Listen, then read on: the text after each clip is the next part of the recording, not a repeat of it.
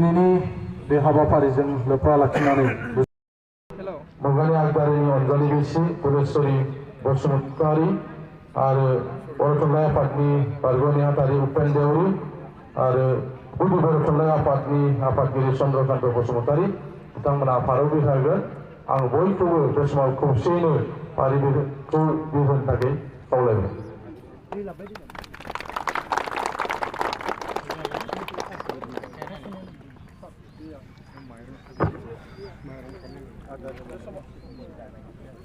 बे समाव जोंहा फारि दंबावो।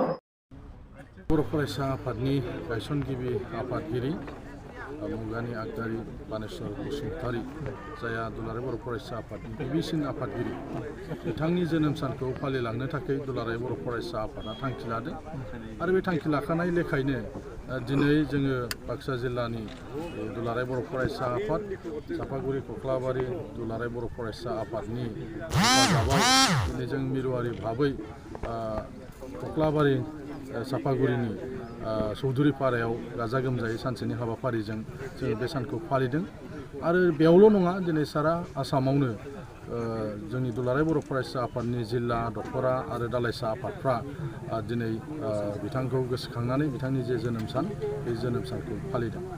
मानो होननानै बुङोबा दुलाराय बर' फरायसा आफादनि गिबिसिन आफादगिरि जानानै आरो लोगोसे बिथाङा रमान हांखो सोमावसारनाय समाव बर' थुनलाइ आफादनि नेहाथारिमोन। बेनि उनाव बाथौ गौथुम आफादनि बिथाङा गायसनगिरि गाहाय नेहाथारि आरो बिथाङा गुबुन गुबुन आफादाव थानानै जेरैबायदि माहारिनि थाखाय बिथाङा जेरैबायदि कन्ट्रिबिउसन होलांबाय बेयो माब्लाबाबो बावजाथावथाव नङा। जों दुलाराय बर' फरायसा आफाद हिसाबै जोङो बोसोरफ्रोमबो फालिलांनो थाखाय थिरांथा लादों।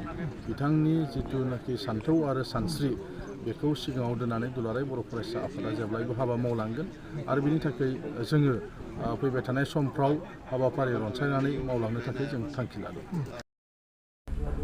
दिनै जोबोर गोथार सान होननानै आं सान्दों।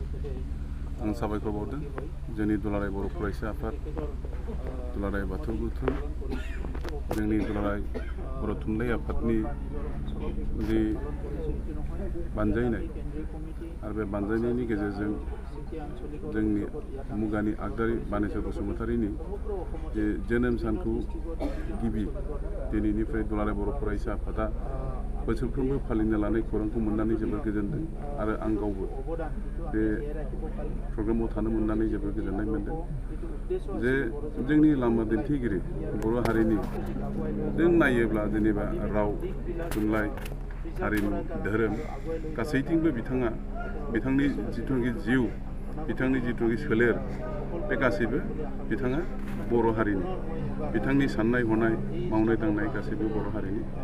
गतिके दिनैनिफ्राय बेसेबांबा गोबावनि आगोलनि जे दुलाराय बर' फरायसा आफादखौ खौसे खालामनानै बिथाङा बे जातिखौ खौसे खालामनो थाखाय मोनसे आफाद दानानै जे हारि बोखांनायनि हाबा मावबोदोंमोन आरो बेखौ मान होनानै दिनै दुलाराय बर' फरायसा आफादा जे रोखोमै हाबाफारि लाबाय बेनि थाखाय आं जोबोद गोजोननाय मोनदों। साबायखर।